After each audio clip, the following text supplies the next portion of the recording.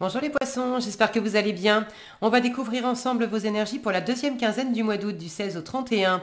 Gardez bien à l'esprit que ce sont des énergies générales, c'est comme une sorte de météo et vous seul décidez de ce que vous en faites. Donc prenez uniquement ce qui résonne pour vous dans ce tirage et le reste vous laissez. Je vous invite également à consulter les vidéos de votre ascendant et des autres signes de votre thème astral pour compléter ces informations.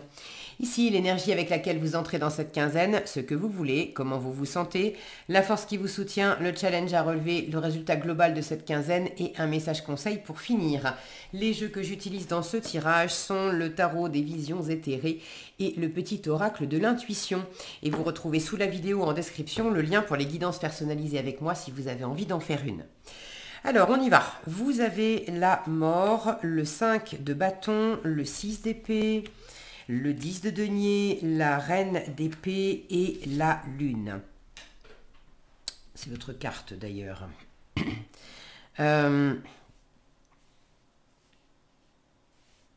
Alors, il y a du changement pour vous.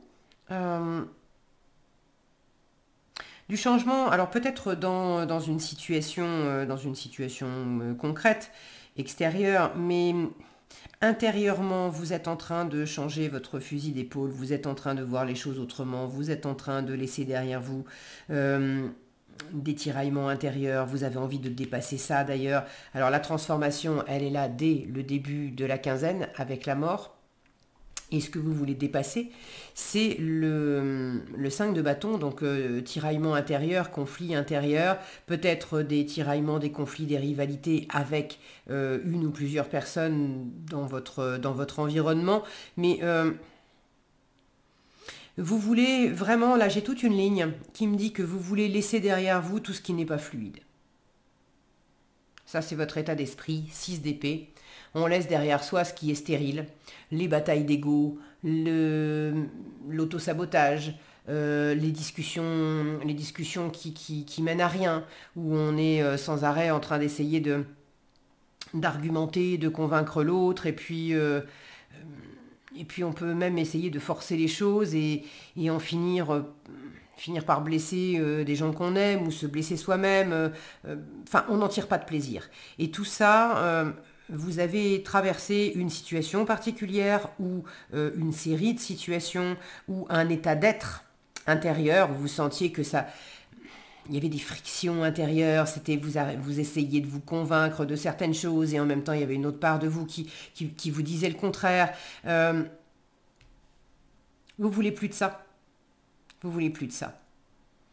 Vous voulez la paix de l'esprit. Vous voulez laisser derrière vous toutes les situations, relations, contextes réels, qui sont stériles, qui apportent pas de plaisir, de bonheur particulier, qui vous nourrissent pas et qui vous épuisent surtout. Et puis intérieurement, vous voulez plus non plus avoir des schémas intérieurs qui vous crispent, qui vous empêchent, qui vous font mal. Alors il peut y avoir aussi une envie de changer d'air pour certains, pour quitter. Alors est-ce que c'est pour quitter définitivement ou pour s'éloigner pendant un temps, le temps des vacances par exemple. Vous avez envie de laisser derrière vous un environnement où il y a trop d'effervescence. Il y a trop d'effervescence, ça parle fort, ça s'agite dans tous les sens. C'est pas nécessairement mauvais, mais ça va être... vous savez, il y a des groupes de personnes comme ça où on ne peut pas s'empêcher. Tout le monde s'adore, mais à chaque fois que les personnes se retrouvent, elles ne peuvent pas discuter calmement. Il faut hausser le ton et ça finit, ça gueule dans tous les sens et on n'est pas d'accord et on se titille, on se bouscule et Il y a des gens qui fonctionnent comme ça. Est-ce que vous avez un environnement qui reste bon enfant, mais qui est sur ce mode de fonctionnement-là, et vous avez, ça vous casse les oreilles, quoi, ça vous casse la tête, vous avez envie d'autre chose. Pour d'autres, c'est peut-être dans le milieu du travail, d'avoir un milieu un peu compétitif, Alors, est-ce que c'est dans le travail, est-ce que c'est autre chose? Mais il y a un environnement un peu compétitif où tout le monde est... On a quelque chose, pourtant, on a quelque chose en commun, mais on n'arrive pas à se mettre d'accord sur qui fait quoi, quand, comment, et c'est toi qui devais faire ça, et en fait non, c'est toi, mais moi j'ai décidé que oui, mais non, parce que moi je préfère que... Euh, il y a quelque chose d'usant et de fatigant là-dedans. Alors c'est peut-être momentané, c'est peut-être voilà un environnement que par ailleurs vous affectionnez d'habitude et qui vous convient très bien, mais là vous en êtes arrivé à un stade où bon, ça- là je sens il y a une fatigue. Vraiment, vous voulez des eaux plus calmes quoi. Alors ça tombe bien parce que en force j'ai un 10 de denier qui me dit que vous avez dans votre environnement un entourage qui vous apporte de la sécurité, de la stabilité. Alors ça peut être l'entourage familial, ça peut être au sein de l'entreprise, ça peut être votre voisinage. Mais il y a cette notion d'être avec d'autres personnes dans du concret, dans la matière. On partage des choses ensemble, on habite un même lieu, un même quartier, une même maison, on travaille au même endroit, on partage des activités, on a des intérêts en commun, on a développé ensemble certaines choses. Et ça vous fait beaucoup de bien. Il y a un cercle fidèle, fiable et abondant, nourrissant. Et vous pouvez vous appuyer sur ce cercle, sur cet environnement-là. Ce qui vous challenge, le défi, la reine d'épée. Alors, il peut y avoir une décision difficile à prendre, pour certains. Pour d'autres, peut-être un manque de clarté, un manque de discernement, un manque de prise de responsabilité. Soit parce qu'il y a une forme de déni, soit parce que simplement on ne voit pas clair. Il y a une forme de confusion qu'on retrouve avec la lune en issue de tirage. Donc vous pouvez manquer peut-être de clarté sur une certaine situation. Pour certains d'entre vous, cette envie cette métamorphose en cours, cette envie de quitter, de laisser derrière vous les dissensions, etc., ça passe réellement par une rupture.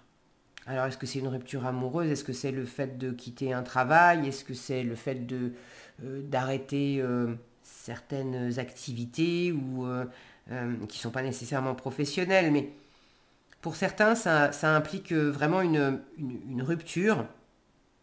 Symboliquement, cette reine d'épée, c'est la veuve, la divorcée du tarot. Et on la voit comme ça parce qu'elle a beaucoup de résilience, de discernement, grâce justement aux épreuves qu'elle a pu traverser, aux ruptures qu'elle a rencontrées.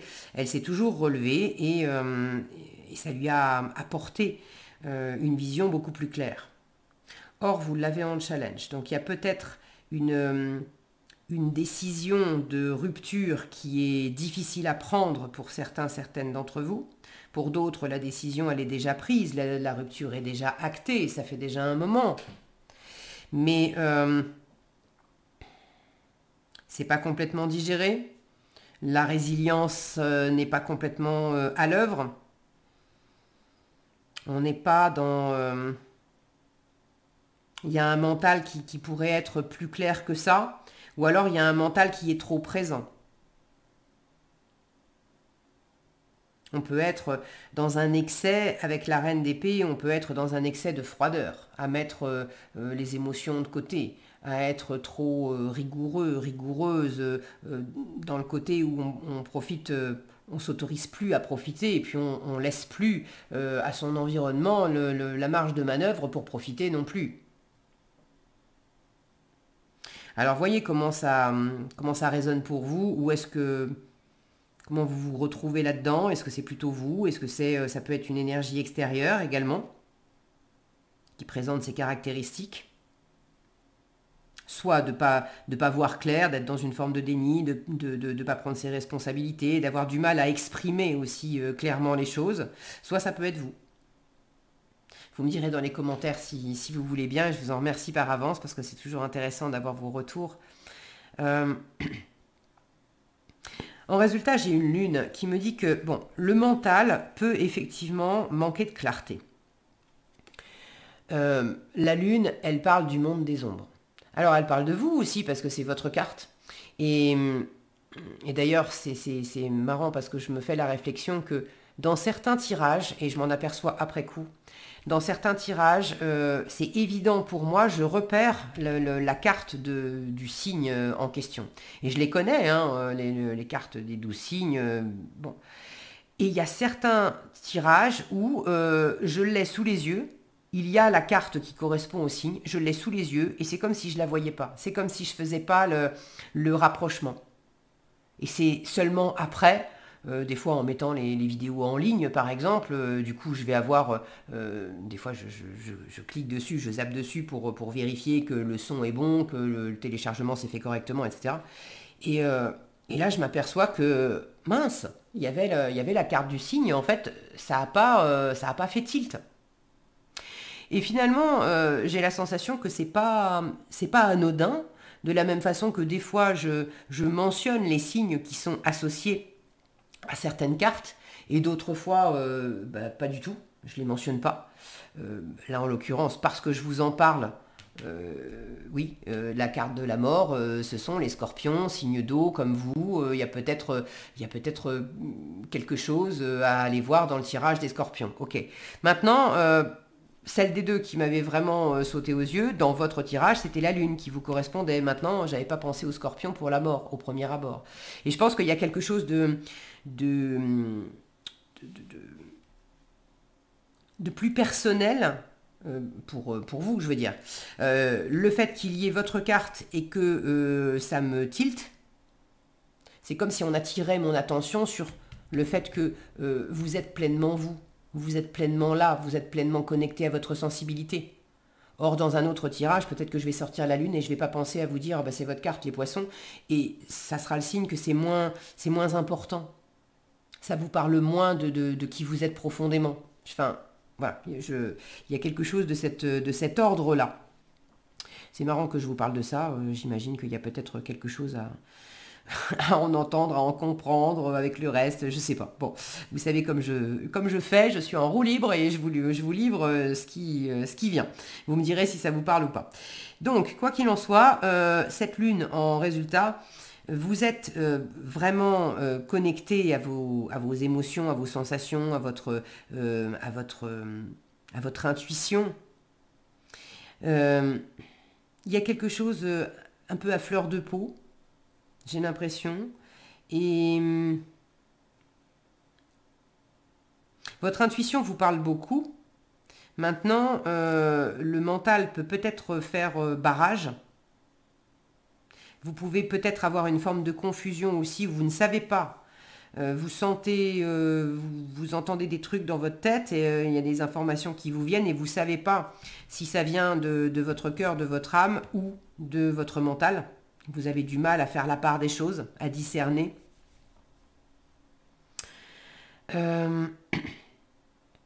L'ancrage va vous aider à revenir dans votre vérité, en fait, dans qui vous êtes profondément.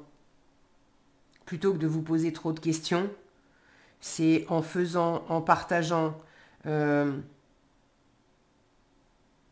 qu'est-ce que vous vivez concrètement pendant cette quinzaine? Qui sont les personnes qui sont réellement là? Qu'est-ce que vous partagez réellement avec les personnes qui sont là?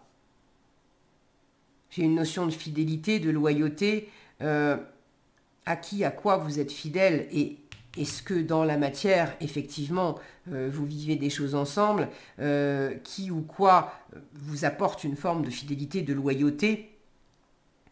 De fiabilité aussi, sur laquelle vous pouvez vous appuyer, et où est-ce que peut-être il y a des formes d'illusions, de choses qui sont pas, qui marchent pas, et là vous savez, il y a comme un GPS intérieur qui vous montre aussi quelles idées, quelles sensations suivre, ce qui vous nourrit, et puis ce qui vous nourrit pas, et puis les situations et les personnes avec lesquels ça vous apporte de la stabilité, ça vous nourrit, ça vous apporte de l'abondance, c'est agréable et ça fait grandir tout le monde, ou au contraire, c'est fatigant et c'est usant. Et ça, vous laissez ça derrière vous. Alors en résultat, il peut y avoir aussi quelques craintes. Avec la Lune, on descend dans ses profondeurs et on va toucher des cordes sensibles, des peurs, des doutes, des insécurités. Bon, alors peut-être quelques craintes, mais en même temps,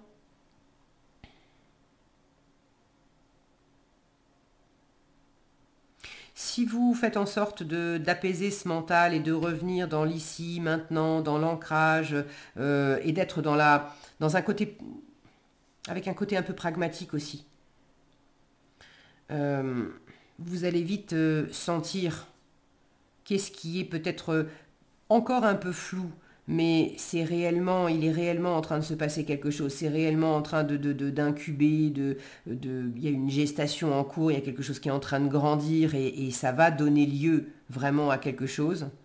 On va accoucher symboliquement de quelque chose.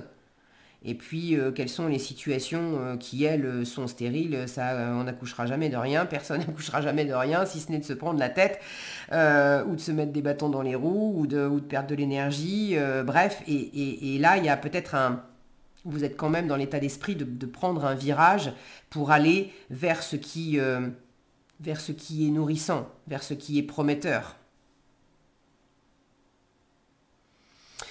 Ok, allez, le conseil. Dans la catégorie bénédiction, on vous parle de lumière et on vous dit « Ta tendance à refuser le meilleur vient de ton ego ». Je vous parlais du mental qui peut-être faisait obstacle pour certaines choses.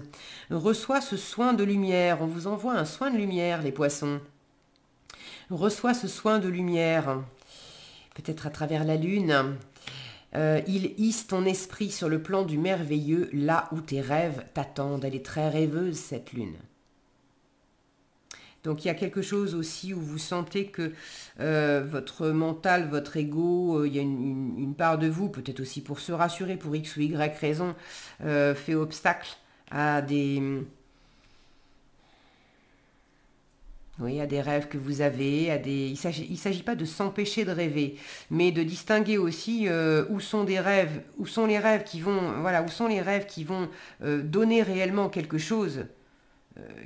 Ça va vraiment se matérialiser. Et puis, quels sont les rêves qui sont juste des illusions.